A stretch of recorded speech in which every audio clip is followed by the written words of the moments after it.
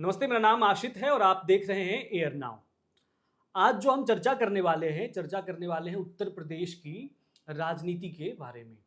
उत्तर प्रदेश की राजनीति में पिछले कुछ दिनों में जो है माहौल बदला है। माहौल कैसे बदला? माहौल इसलिए बदला क्योंकि निषाद पार्टी के अध्यक्ष, उत्तर प्रदेश सरकार में मंत्री, एनडीए के घटक दल है निषाद पार्टी, उसके अध्यक्ष हैं संजय निषाद, जिन्होंने एक बयान दिया। बयान क्या दिया? बयान में उन्होंने कहा कि अगर भाजपा को मेरी जरूरत नहीं है, मेरी पार्टी की जरूरत नहीं है, तो हमसे गठबंधन तोड़ ले।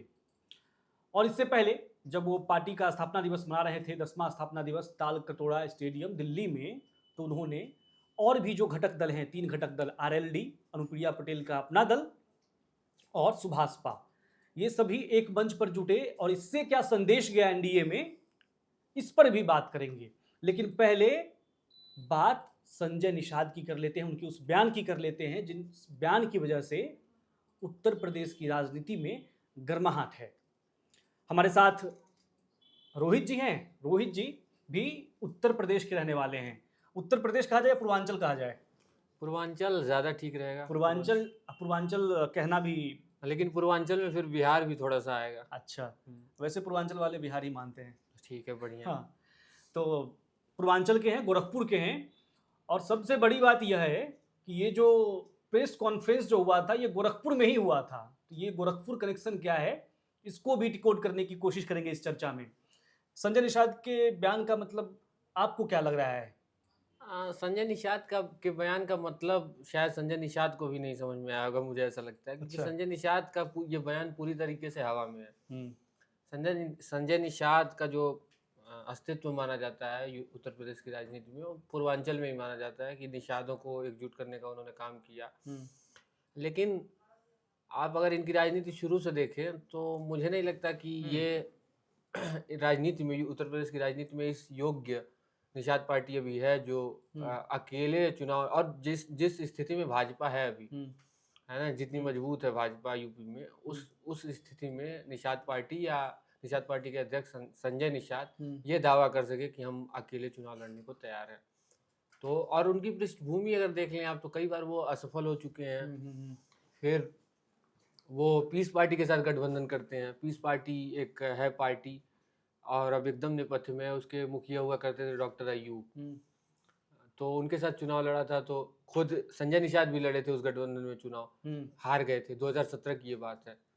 उनको करीब 5,000 या 4,000 वोट मिले थे। उसके बाद ये गठबंधन करते हैं समाजवादी पार्टी के साथ। कब? जब उत्तर प्रदेश के मुख्यमंत्री बनते हैं योगी आदित्यनाथ, और उनकी सीट खाली होती है, गोरखपुर की संसदीय लोकसभा वाली सीट खाली होती है। फिर ये गठबंधन करते हैं संजय निषाद, और संयुक्त रूप से कैंडिडेट बनाए जाते हैं इनके बेटे प्रवीण निषाद। प्रवीण निषाद को टिकट दिया जाता है, और उस समय कुछ ऐसा माहौल बनता है गोरखपुर में। मैं उस वक्त तो गोरखपुर ही था। उस वक्त ऐसा माहौल बनता है, कुछ छुट्टा पशुओं की समस्या, कुछ इस तरह की ऐसी लोकल लेवल पे बातें थी कि बीजेपी ने अपना कैंडिडेट उतारा, उपेंद्र दत्त शुक्ल, जो अब इस दुनिया में नहीं है, उनका देहांत हो गया, वो हार जाते हैं चुनाव। तो उस समय ऐसे समीकरण बनते हैं कि प्रवीण निषाद सांसद बन जाते हैं, और पूरे प्रदेश में, पूरे देश की राजनीति में वो चर्चा में आ जाते हैं कि योगी आदित्यनाथ की सीट वो हार गए, क्योंकि गोरखनाथ मंदिर की वो सीट रही है एक लंबे समय से, पहले दिग्विजयनाथ, फिर अवैधनाथ, फिर योगी आदित्यनाथ। तो वो पहला ऐसा मौका था जब भाजपा वहाँ चुनाव हारी थी, या मंदिर, गोरखनाथ मंदिर का कोई प्रतिनिधि वहाँ चुनाव हारा था। उसके बाद से संजय निषाद 2019 के आसपास बीजेपी के साथ मिलते हैं। उसके बाद से टिकट दिया जाता है इनके बेटे को संत कबीर नगर से। तो आप इनकी राजनीति अगर ओवरऑल देखेंगे, खुद भी विधान परिषद में जाते हैं, इनकी ओवरऑल राजनीति देखेंगे तो गठबंधन के बगैर ये बहुत लंबा सफर नहीं तय कर सके। और गठबंधन भी किससे? मुख्य पार्टी से, जो मुख्य धारा में वो पार्टियां हो राजनीति में। पीस पार्टी के साथ गठबंधन किया सफल रहा। इसके पहले 2003 इससे ऐसा नहीं कह सकता ना कि उस पार्टी का कोई वजूद ही नहीं है, उसका नहीं, वजूद में नहीं कह रहा हूँ मैं, ये कह रहा हूँ कि अकेले चुनाव लड़ने वाली जो बात वो कह रहे हैं, अकेले वो चुनाव इतना कर सकते हैं कि वो हो सकता है कि भाजपा अगर 5,000 वोटों से हारे तो हो सकता है ये हार में एक फैक्टर बन जाए। लेकिन ये कहना कि अकेले चुनाव लड़ेगी और जीत भी जाएगी, ये दावा अपने आप में बहुत खोखला मतलब मुझे नजर आता है। ठीक है, धमकी देना गठबंधन की पॉलिटिक्स क्योंकि कई लोग ये भी कह रहे हैं कि ये तो मौसमी पार्टी है, तो चुनाव नजदीक है तो ये सब हो रहा है। लेकिन मुझे नहीं लगता कि समाजवादी पार्टी के साथ इनके इतने अच्छे रिलेशन है, क्योंकि इनके बयान बहुत मतलब एक तरह से कह सकते हैं राजनीतिक शुचिता जो कहा जाता है, हालांकि अब तो शुचिता दूर की कौड़ी हो गई है राजनीति में, लेकिन इनके बयान जो आए 2019 के बाद 2017 लोकसभा उपचुनाव हुआ, जब ये समाजवादी पार्टी से जीते, उसके बाद इन्होंने छोड़ा, जब उसके बाद जो इनके बयान आए समाजवादी पार्टी के खिलाफ, तो मुझे नहीं लगता इनकी बहुत ज्यादा नजदीकी है। ये कुल मिलाकर देखिए पॉलिटिक्स है।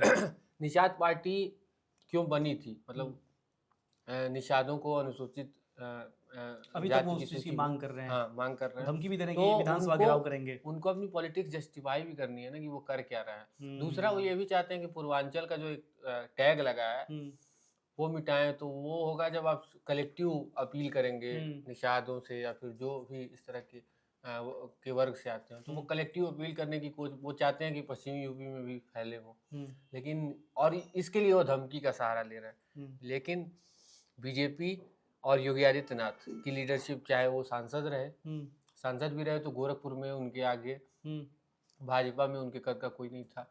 मुख्यमंत्री भी अभी हैं वो, आई थिंक 8 साल से लगभग 8 साल से मुख्यमंत्री हैं। तो यूपी की राजनीति का कोई भी चेहरा आप उठा के देखिए, उनके सामने अभी उनके बरक्स नहीं दिखाई देता। तो योगी की स्टाइल ऑफ पॉलिटिक्स जो है वो बगावती तेवर, हालांकि योगी आदित्यनाथ खुद भी बगावती तेवर के रहे हैं।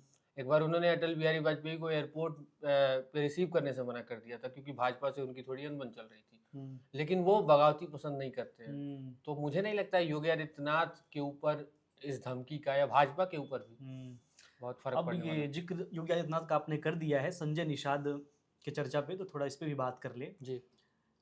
क्या योगी का ये बगावत वाला जो चेहरा है या फिर जो इनकी छवि है, क्या इसको भी मतलब दबाने की कोशिश हो रही है दिल्ली से, और इसलिए भी संजय निषाद का इस तरह के बयान दे रहे हैं? क्योंकि बहुत से लोगों का ये कहना है कि संजय निषाद या फिर जो भी घटक दल के लोग हैं उनकी अमित शाह से बहुत अच्छी बनती है, और अमित शाह की योगी आदित्यनाथ से नहीं बनती है।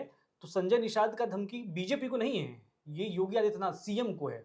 नहीं, इसको आप इस तरह से भी समझ सकते हैं कि ये जो लोग कहते हैं कि संजय निषाद की अमित शाह से बहुत बनती है, मुझे याद है सहजनवा गोरखपुर में ही है जहाँ से इनकी संजय निषाद की पॉलिटिक्स की शुरुआत हुई थी।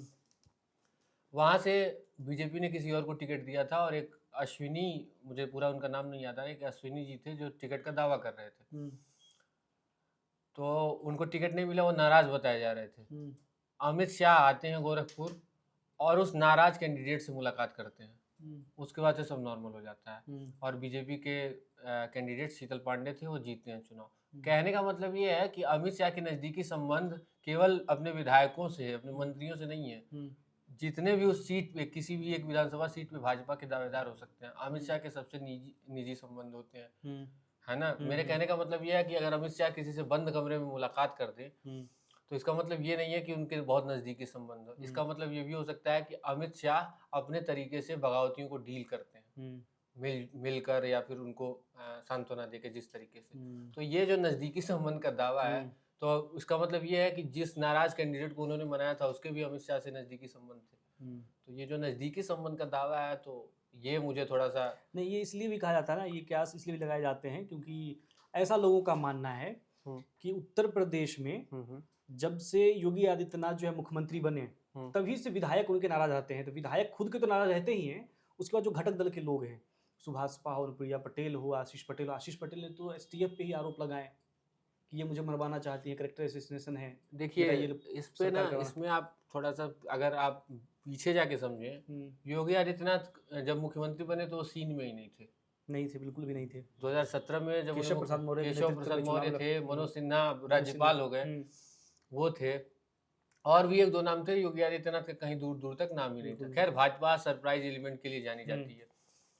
तो देखिए, योगी, आपको याद होगा ब्रजभूषण शरण सिंह जो कुश्ती संघ के उपाध्यक्ष भी रहे, उनका भी बयान योगी आदित्यनाथ के खिलाफ कभी कभार आता रहता। तो ये जो सांसद विधायक के वाले कदों वाले नेता हैं, जो लंबे समय से विधायक या सांसद हैं, वो योगी आदित्यनाथ को अभी तक नहीं पसंद करते हैं, हालांकि उनकी मजबूरी है। मुझे याद है राजदीप सरदेसाई ने एक इंटरव्यू लिया था ब्रजभूषण शरण सिंह का।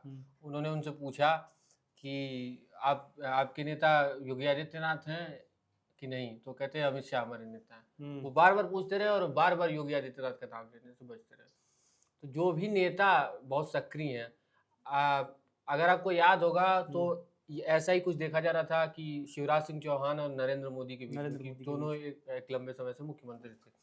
तो जो भी नेता यूपी में लंबे समय से सक्रिय हैं, उन्हें ये जाहिर सी बात है किसी को भी ये होगा कि हमारा भी पॉलिटिकल करियर लगभग बराबर था, तो ये किसी एक का अगर कद बढ़ जाता है, हालांकि योगी आदित्यनाथ के पास अपनी वजह है, उनके अपने भाषण हैं, वो जो प्रो हिंदुत्व वाले भाषण होते हैं उनके, और मैं तो गवाह रह चुका हूँ बतौर सांसद उनके भाषणों का।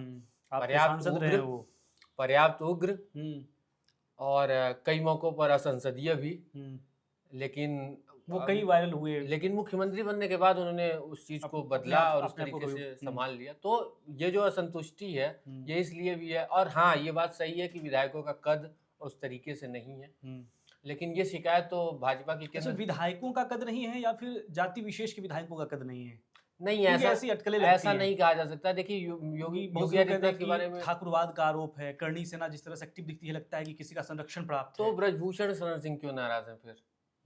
अगर ठाकुरवाद का आरोप है तो ये क्यों खफा रहा है? देखिए ये कुल मिला के मामला वही कद वाला है कि एक मैं और आप अगर करियर एक साथ शुरू करें, ठीक है, और मैं कहीं और पहुंच जाऊं, आप अगर वहीं के वहीं रह जाएं, तो जाहिर सी बात है वो असुरक्षा हो सकता है आपके मन में जन्म ले, या आप अगर कहीं पहुंच जाए तो वो एक असुरक्षा का मामला। दूसरा, मैंने कहा योगी की कार्यशैली जो रही है शुरू से, आज से नहीं बहुत पहले से, जब वो सांसद भी रहे, उनकी कार्यशैली रही है कि वो वाली वन मैन आर्मी।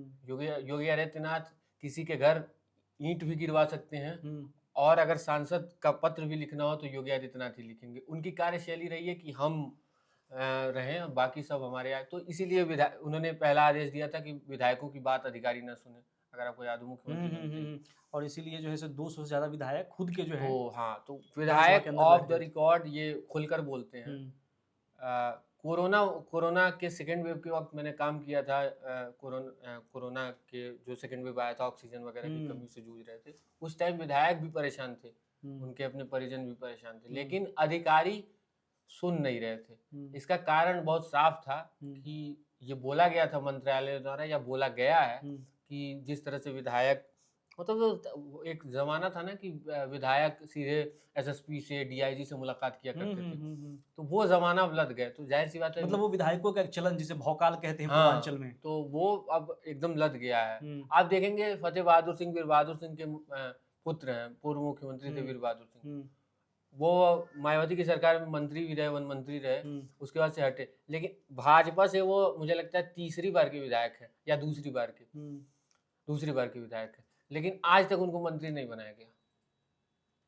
तो ये सारी चीजें ये योगी आदित्यनाथ ही मैनेज करते हैं, और वो जानते हैं कि किस तरीके से चीजों को रखना। तो ये उनकी जो स्टाइल ऑफ पॉलिटिक्स है, इस वजह से उनके खिलाफ बागी स्वर अक्सर दिखते रहते हैं। हालांकि ये कहना कि इन बागियों का अमित शाह को सपोर्ट है या दिल्ली से सपोर्ट है या जो भी ऐसा कहता है, ये मैं नहीं मानता, क्योंकि अमित शाह या नरेंद्र मोदी या फिर भाजपा की जो भी सेंट्रल लीडरशिप उस वक्त थी, उनके पास योगी आदित्यनाथ के ऑप्शन के अलावा बहुत सारे ऑप्शन थे।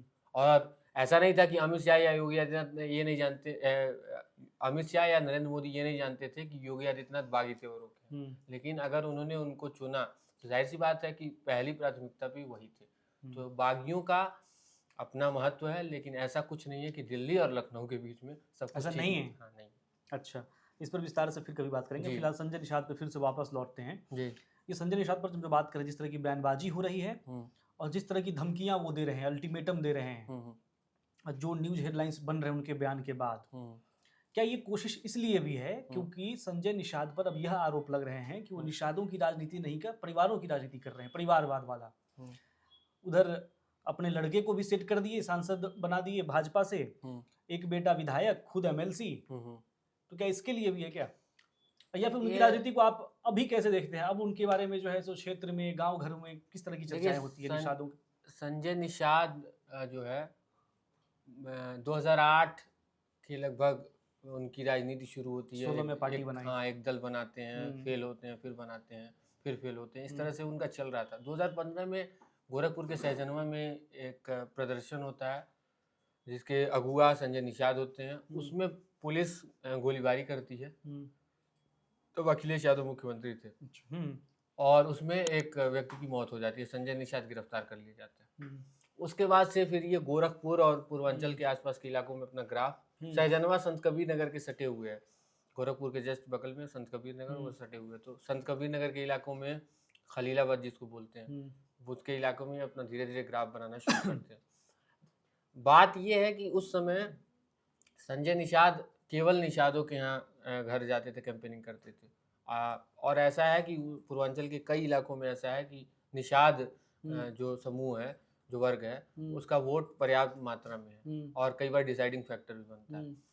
तो पार्टियों को ये डर सताने लगा, तो इस तरह से जो है इनका कद बढ़ा। दूसरा जो है, देखिए ये बहुत क्लियर है, ये खुद भी ये जानते हैं संजय निषाद कि इनका जो ये उरूज है, ये बिना किसी संगठन, है ना, बिना किसी बहुत मजबूत काडर के है। ये एक कह सकते हैं कि ये अब देखिए जिस पार्टी के नाम में ही निषाद हो, मतलब मुलायम सिंह यादव पे भी आरोप लगते हैं जातिवाद की, लेकिन उनकी पार्टी का नाम तो समाजवादी पार्टी है। तो ये जात के नाम पे ही पार्टी है। तो ये इनको क्या ये अलग वर्ग को कभी आगे लुभा पाएंगे क्या, कोई अन्य जाति के व्यक्ति, तो ये जानते हैं कि ये बहुत हो सकता है ये बहुत क्षणिक हो सरकार में हमारा ये स्टेक, हिस्सेदारी।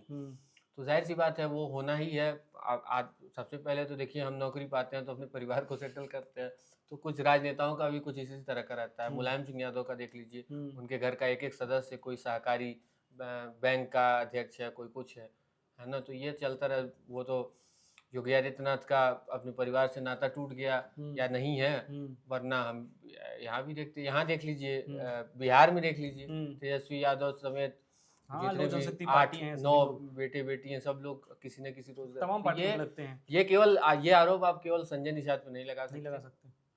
अमित शाह से लेकर लालू यादव तक पर ये आरोप लगाए जा सकते हैं कि उन्होंने अपने बेटे और बेटियों को अपने क्या बोलते हैं रसूख का इस्तेमाल करके सेटल किया है। तो संजय निषाद अगर कुछ कर रहे हैं ऐसा, तो वो नया नहीं है। अच्छा, संजय निषाद की एक बात पे और चर्चा कर लें, जो उन्होंने जो बयान दिया कि बीजेपी के कुछ छुटभैया नेता जिनसे बयान दिलवाया जा रहा है, और वो सभी जो है जो बयान दे रहे हैं वो सब जिला स्तर के नेता हैं, और सभी का नाम भी देखिए, जयप्रकाश निषाद, पीयूष रंजन निषाद, राज्य मंत्री है एक रामकेश निषाद। तो क्या ये बीजेपी की एक स्ट्रेटजी है क्या कि निषादों को, मतलब निषाद नेताओं से जो है इन्हें दबाया जाए, निषादों को, अपने नेताओं को खड़ा किया जाए? देखिए ये इलेक्शन की और राजनीति की बहुत पुरानी ट्रिक रही है ना, कि जैसे, या फिर बीजेपी की ट्रिक ये कह सकते हैं? बीजेपी की ट्रिक नहीं, कई बार हाँ ये कह सकते हैं, कई बार कि क्या होता है कि अगर समाजवादी पार्टी ने किसी यादव को टिकट दिया तो बीजेपी भी कोशिश करती थी कि 2-4 यादव डमी कैंडिडेट लड़ा दिए जाएं, या फिर बीजेपी भी अपने और ये भी है ना, बीजेपी का एक है कि अपने गठबंधन के जो भी दल उनसे जुड़े वो टूटते ही गए या फिर डूबते ही गए। या फिर महाराष्ट्र का ले लें, बिहार में देख लीजिए जेडीयू की स्थिति इस वक्त जो है। तो ये हालांकि नीतीश कुमार ने तो बहुत मैनेज किया, वरना इनको मतलब पॉलिटिकल ये तो इस चुनाव में दिखेगा स्ट्रेटजिस्ट तो ये कहते थे कि अब तक नीतीश कुमार को खत्म हो जाना चाहिए था, मतलब उनके अनुसार, लेकिन नीतीश कुमार अभी भी रेलेवेंट बने हुए हैं। बहरहाल तो ये तो बहुत पुरानी स्ट्रेटजी रही है कि उस वर्ग के, है ना, उस जाति विशेष के नेताओं को लाया जाए, आगे किया जाए और उन्हीं से बयान दिला। देखिए एक बात बहुत क्लियर, अगर किसी अन्य जाति का नेता संजय निषाद के बारे में कुछ भी बोलता है ना, तो वो इसको इस्तेमाल करते अपने जाति और वर्ग के लोगों के बीच में, है ना।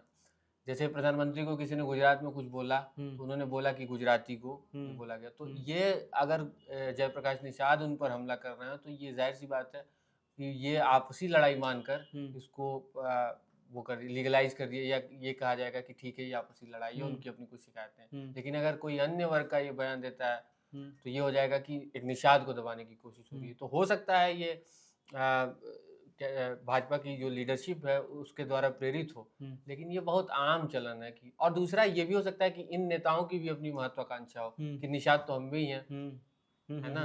तो ये भी हो सकता है कि ये भी एक महत्वाकांक्षा हो, क्यों केवल निषादों के नाम पर राजनीति, है ना, और निषाद समुदाय का समर्थन क्यों केवल एक ही नेता पा रहा है, तो ये भी हो सकता है।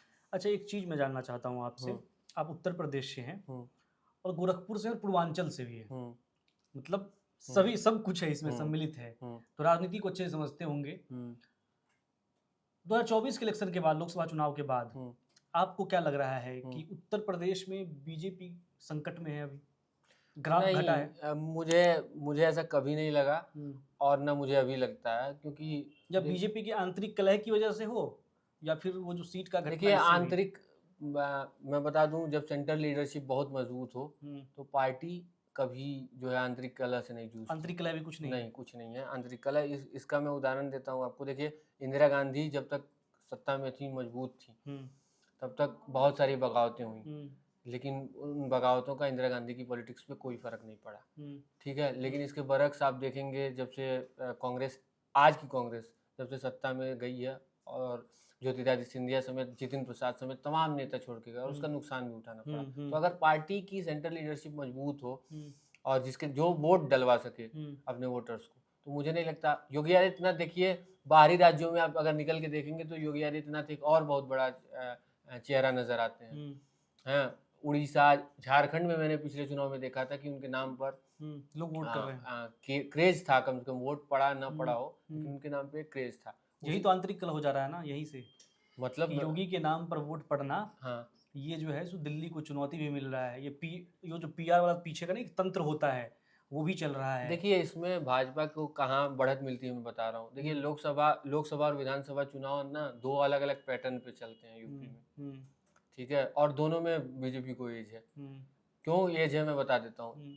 एक तो लोकसभा चुनाव में भाजपा के पास मोदी है, ठीक है। दूसरा, विधानसभा चुनाव में अखिलेश यादव या समाजवादी पार्टी के नाम पर जिस खौफ का हम लोग कल भी जिक्र कर रहे थे, जो एक खौफ बनाया जाता है कि अगर ये सरकार में आए तो जो कथित तौर पे छोटी जातियां हैं उनको परेशान होना पड़ेगा, और यही कह के सवर्णों का वो वोट, जो ब्राह्मण है या फिर आप कह सकते हैं ठाकुर हैं, इनको भी यही कह के रिझाया जाता है कि देखिए, अगर समाजवादी पार्टी सत्ता में आती है तो एक जाति विशेष का बोलबाला होगा। तो भाजपा को दोनों तरफ से एज है। तो मुझे नहीं लगता। देखिए, लोकसभा चुनाव किसी दूसरे पैटर्न पे लड़ा गया था, संविधान बदल देंगे, आरक्षण हटा देंगे, तो उससे मायावती तो छोटी जातियां थी ना।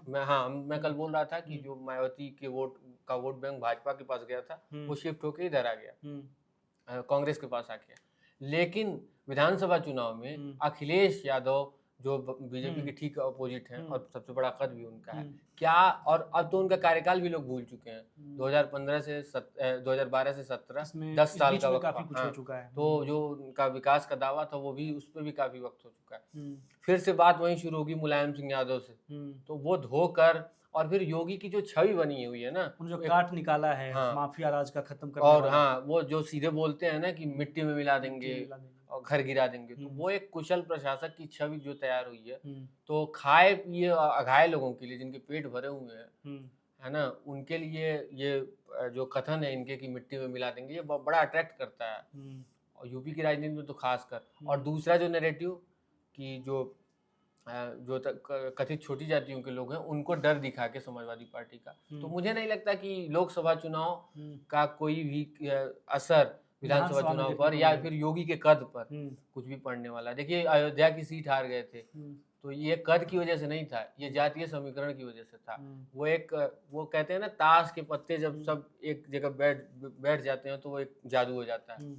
तो वो ऐसा ही था कि कैंडिडेट्स सिलेक्शन सपा ने बहुत अच्छे किए लोकसभा चुनाव में, बहुत अच्छा कैंडिडेट सिलेक्शन किया था, वो सारे जातीय समीकरण जब एक जगह फिट बैठ गए।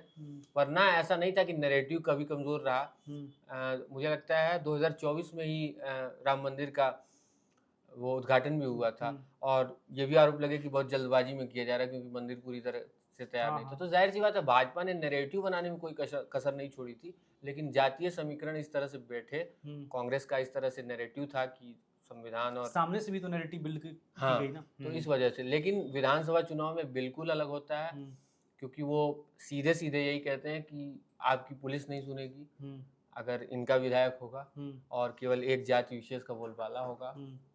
तो वो विधानसभा चुनाव का नैरेटिव बिल्कुल अलग है। ये तो थी हमारी बातचीत जो हम उत्तर प्रदेश की राजनीति पर कर रहे थे, संजय निषाद के बयान पर कर रहे थे कि क्या कुछ संजय निषाद के बयान के बाद उत्तर प्रदेश में हो रहा है और क्या कुछ अटकलें लगाई जा रही हैं सोशल मीडिया पर। तमाम तरह के प्लेटफॉर्म्स हैं जहां पर जो राजनीति में रुचि रखने वाले लोग होते हैं वो अटकलें लगाते रहते हैं, कयास लगाते रहते हैं, कमेंट करते रहते हैं। तो आप भी कमेंट कीजिए हमारे कमेंट सेक्शन में कि आप इस बातचीत के बारे में क्या सोचते हैं, उत्तर प्रदेश की राजनीति के बारे में क्या सोचते हैं कि क्या कुछ चल रहा है। बाकी चर्चा के लिए जुड़े रहिए एयर नाउ के साथ। तमाम अपडेट्स के साथ हम खबरों के साथ भी आते हैं और इसी तरह की चर्चा लेकर आपके बीच आते रहेंगे। धन्यवाद।